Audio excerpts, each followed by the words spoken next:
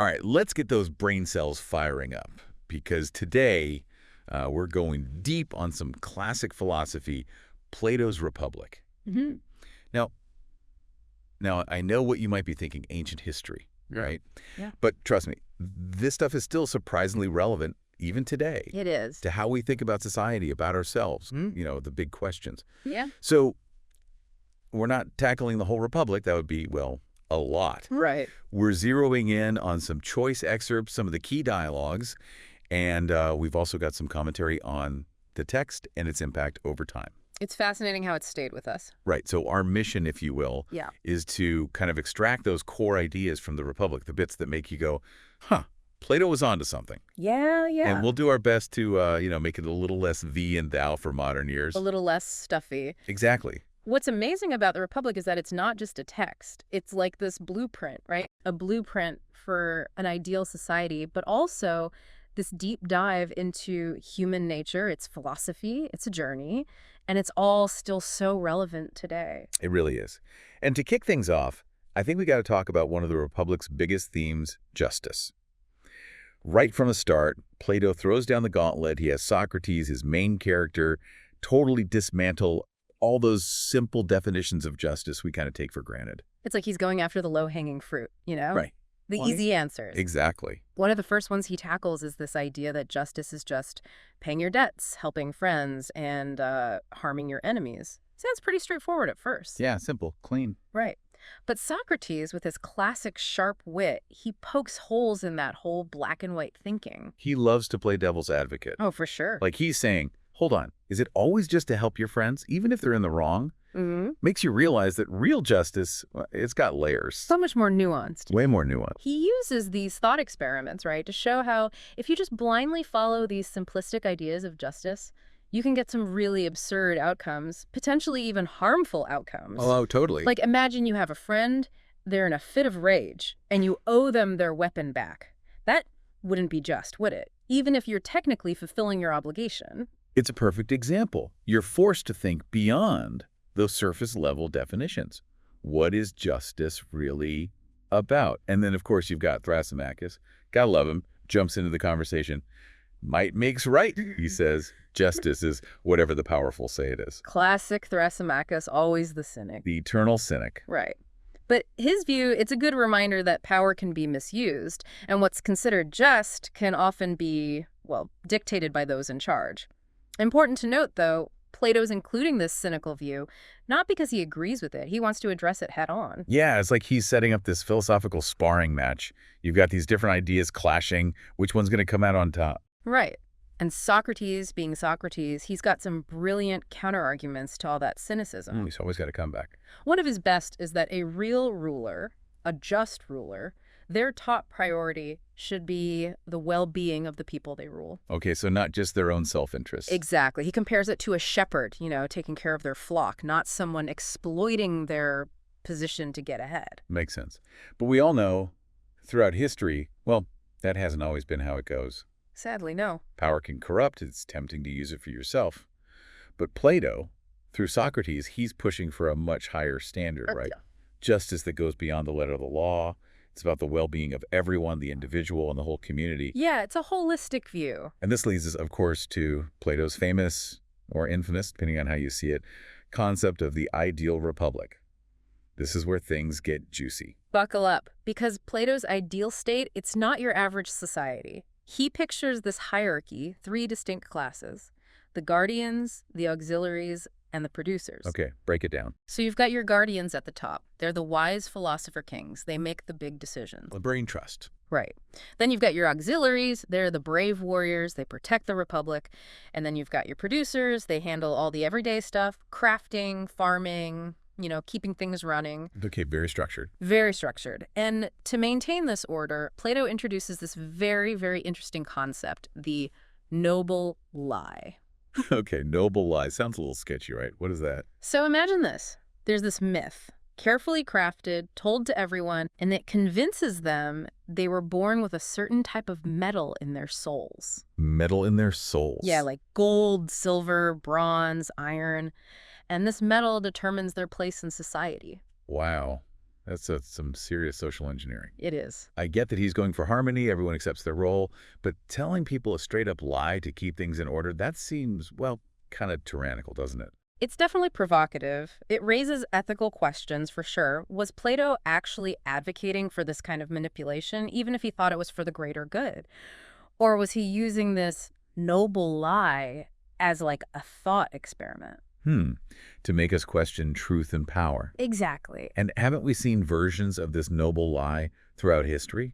Different kinds of propaganda, ideology. Oh, absolutely. Think about how certain narratives are used to justify social hierarchies, right? To keep people in their place, to push a political agenda. It's a powerful tool. For better or worse. It gets to the heart of that whole freedom versus order thing. Yes. How much control is too much control, even if you're aiming for stability, for harmony.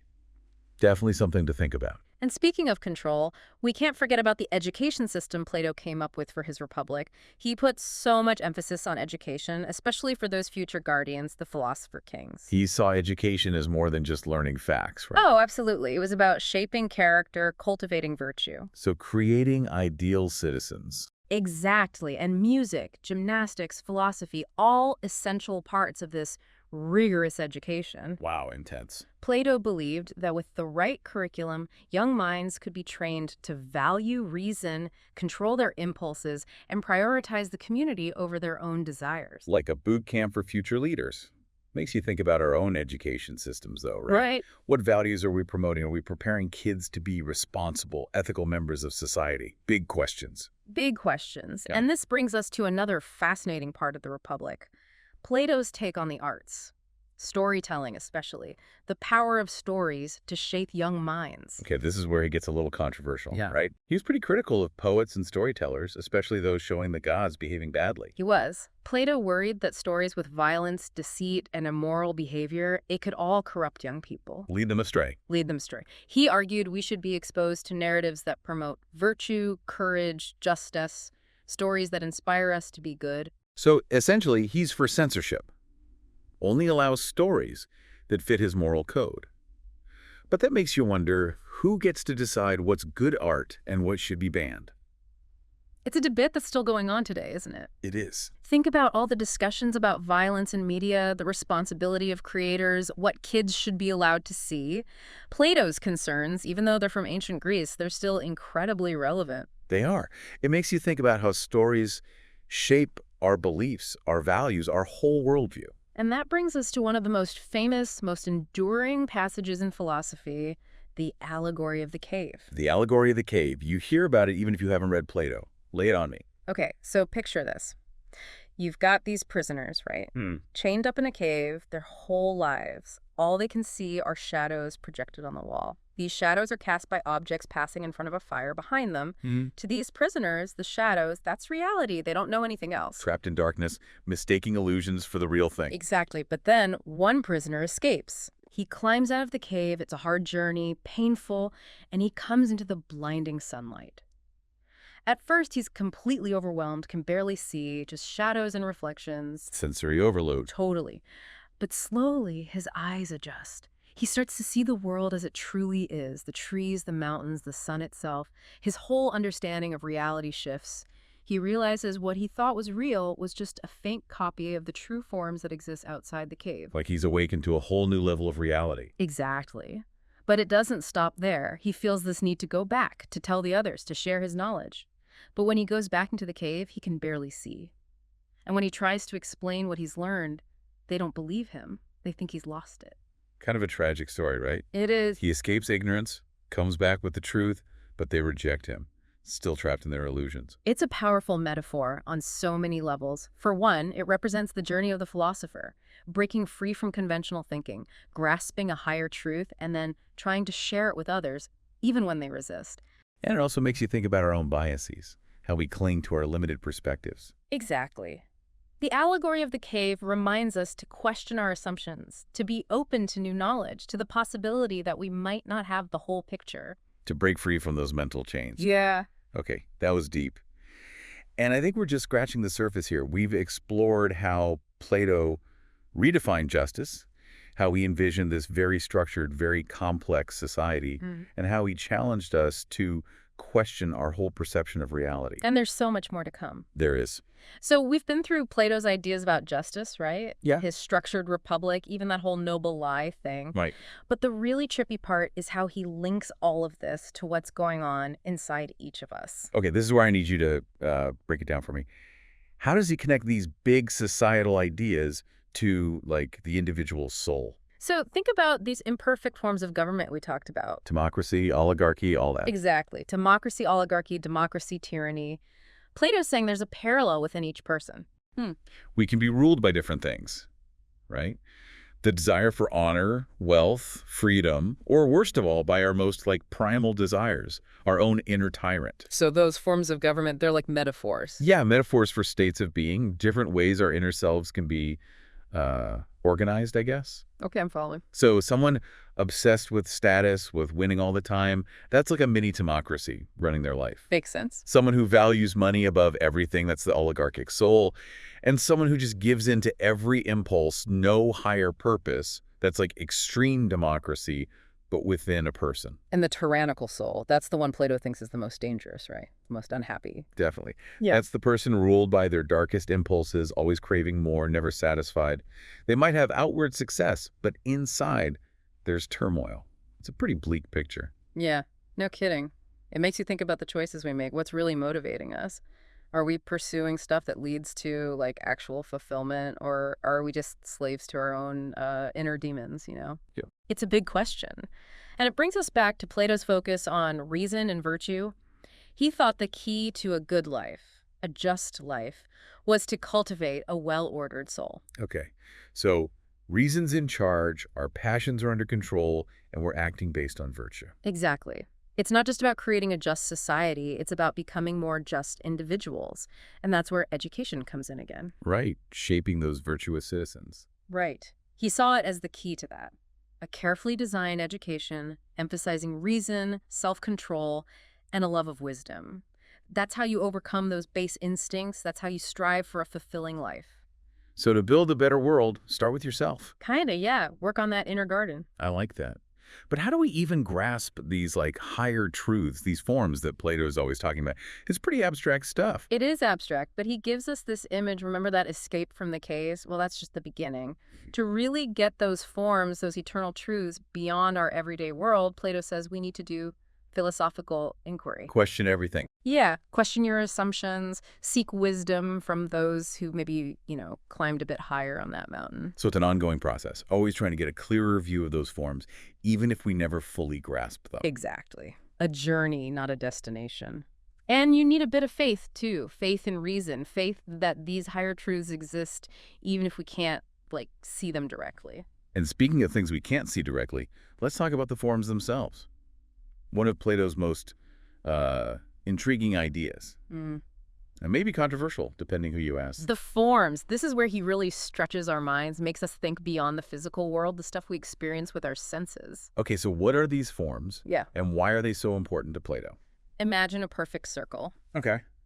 You can try to draw one, but it's always going to be a little off, right? There'll be some flaws. It won't be perfectly ideal.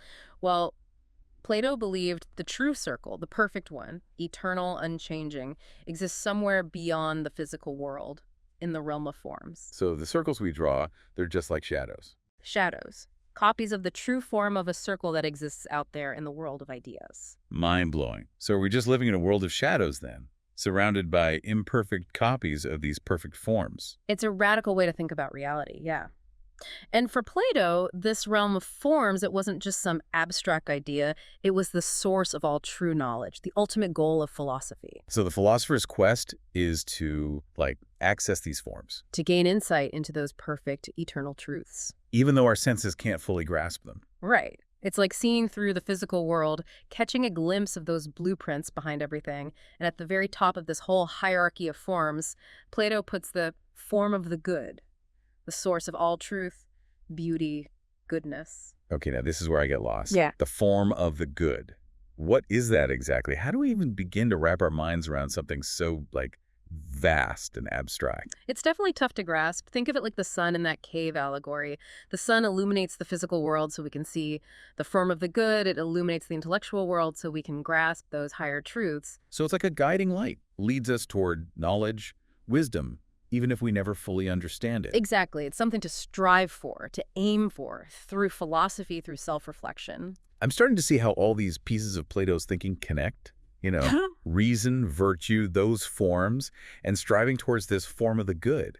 It's like a guide for living a good life, both for ourselves and for society. It is. But let's not forget, Plato's ideas weren't without controversy. Remember that hierarchical structure for his ideal republic? Oh, yeah. Well, one part that's always sparked debate is his view on women. Okay, so was he ahead of his time on gender equality? Or just as stuck in the patriarchy as everyone else? It's tricky. On one hand, he was super progressive for his time in saying women should have equal access to education. Really? Yeah, he believed women were just as capable of reason and virtue as men. They could even be guardians alongside men. That's pretty radical for ancient Greece, isn't it? Oh, totally. Most philosophers back then, they saw women as inferior, full stop. So Plato challenged that. He did. He said the differences between men and women were mostly superficial. They had the same potential for excellence. But then there's another side to his views on women that's tougher to swallow today. You're talking about that community of wives and children thing. Yeah, Right. where the guardians would all share spouses and kids, no private families, all for unity. His intentions might have been good, trying to create a more harmonious, selfless society, but But by today's standards, it's a bit messed up. yeah, it raises all sorts of ethical red flags. Violating individual rights, all that. It's like he's so fixated on this perfectly ordered society, he's willing to sacrifice individual freedom to get there. It's a good reminder that even the most brilliant minds can have blind spots. Yeah. We have to be critical, evaluate their ideas, even if they come from someone like Plato. For sure. But even with its flaws, the Republic gives us so much to think about. Human nature, the challenges of government, the search for meaning, justice. It's a framework that still resonates today. It really does. Yeah. And it makes me wonder about the society we're creating, Are we on the right path? Are we focusing on the things that matter, justice, virtue, wisdom? Or are we falling into the same traps that Plato warned us about all those centuries ago? A question worth asking.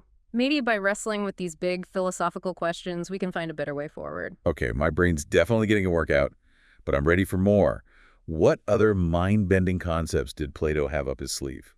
Okay, so, yeah, my brain's definitely been put through the ringer after that deep dive into the forms. But I'm ready for more. Bring it on.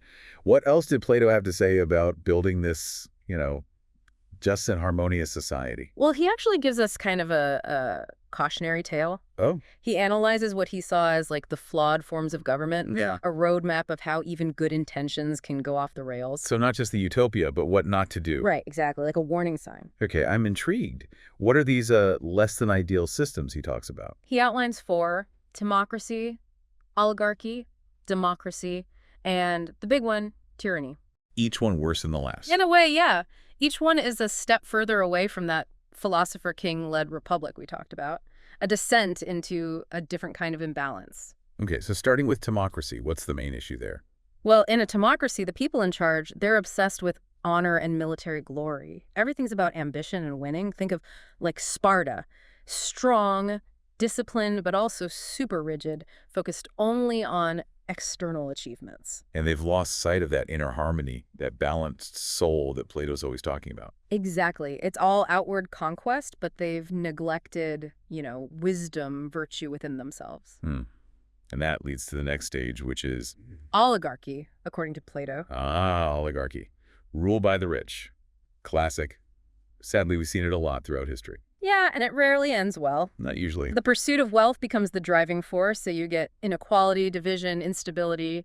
The rich get richer, the poor get poorer, resentment builds. You know the drill. A recipe for disaster, for sure. I bet Plato doesn't stop there, though, does he? Nope. He says that instability, that gap between the rich and the poor, it sets the stage for, well, democracy.